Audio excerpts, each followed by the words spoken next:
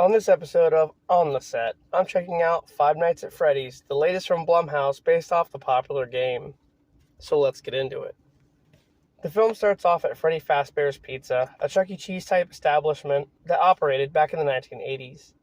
However, now it sits abandoned and is being watched by an overnight security guard.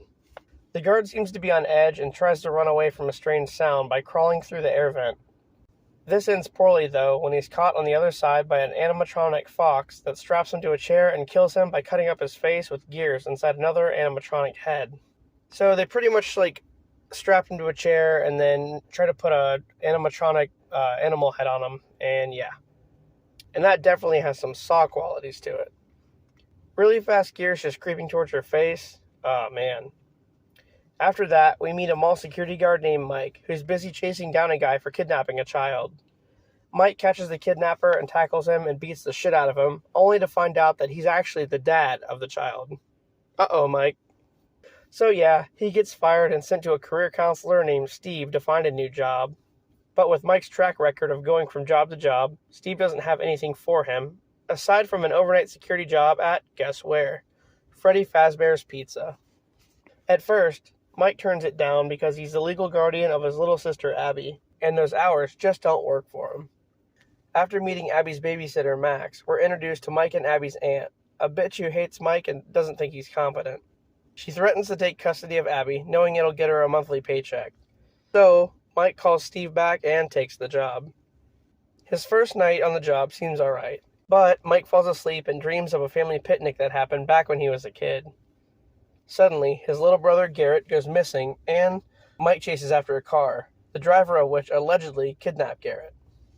Mike approaches a group of children watching, and before he can talk to them, they run away. The next night, Mike falls asleep and has the same dream, but this time, he attempts to speak with one of the children and gets scratched, causing him to wake up. Man, that's some Freddy Krueger type shit there. After that, he meets a cop named Vanessa who dropped by to check on Freddy's. She befriends Mike and tells him a little of the history behind the restaurant. Basically that 5 children were murdered there in the 1980s, and their bodies were never found. And the place closed down because of it. Meanwhile, Mike's Aunt Jane hires a group of kids, led by Max's brother, to break into Freddy's and trash it, which would cause Mike to get fired. After they break in, though, the animatronics kill all the kids one by one, including Max. This results in Mike having to bring Abby to the restaurant with him while he works.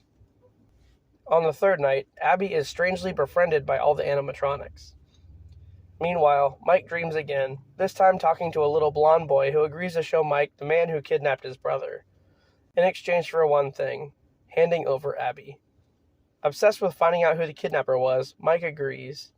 Then the little blonde boy disappears, leaving behind a drawing of a rabbit. Whatever that means. A bit later on, after seeing a drawing Abby made of her new friends, Mike discovers that the animatronics are possessed by the souls of the 5 children that were murdered. Mike, Vanessa, and Abby are playing with the animatronics and build a fort together. It's a weird scene that just seems out of place.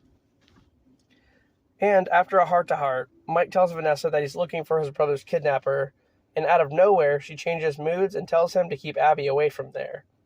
So she gets real defensive real fast. He goes back to the restaurant later and dreams again, this time talking with the whole group of children. They show him an alternate version of the picnic day, with Garrett never being kidnapped. And they tell him that he can stay with Garrett forever in exchange for Abby.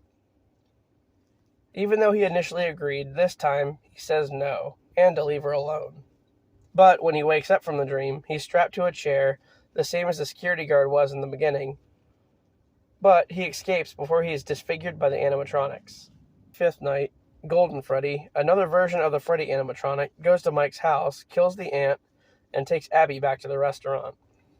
At this point, Vanessa finally comes clean about everything and tells Mike about William Afton, a serial killer who was responsible for murdering Garrett and the other children. Not only that, but he hid their bodies inside all the animatronics so that they would never be found. Also, Afton was the co-founder of Freddy Fazbear's. Oh, and he's Vanessa's father, too. No big deal or anything. When the restaurant was open, Afton would dress up as a yellow rabbit around the children. But his suit was a little bit different. It was an animatronic suit, but doubled as a mascot suit.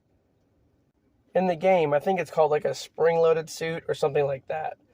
Basically, you could pull a switch and it pulls all of the gears and stuff back, allowing you to wear it like a suit. But if the switch gets flipped again, then all the gears come out and yeah, it would probably like maim you. Anyway, as Mike fights the animatronics, which we learn are under Afton's control, he takes them out one by one with cattle prods and stun guns. He manages to save Abby just in time as she was about to be put into a suit of her own. Just then, Mike is attacked by yet another animatronic, a yellow rabbit. Only it's not. It's Steve, the career counselor, who's actually William Afton. And the old Shyamalan twist. Vanessa tries to intervene but gets stabbed by her father. And while Afton is fighting Mike, Abby convinces the spirits of the children inside the suits that Afton is the one that killed them. And they turn on him. Mr. Cupcake bites a hole in Afton's suit, causing that switch I was talking about to flip and the suit to go back into animatronic mode. This results in Afton being impaled by various rods and gears inside the suit. Then he gets dragged away by the children. After, Mike and Abby visit Vanessa in the hospital and everything goes back to normal. The end. Well, that was pretty awesome. I think they did the game justice and kept the lore intact. There weren't any jump scares at all, like in the game, but the vibe was definitely there. And it definitely set it up for a sequel. So I highly recommend this one and think you need to check it out. Anyway, thanks for watching, guys, and I'll see you later.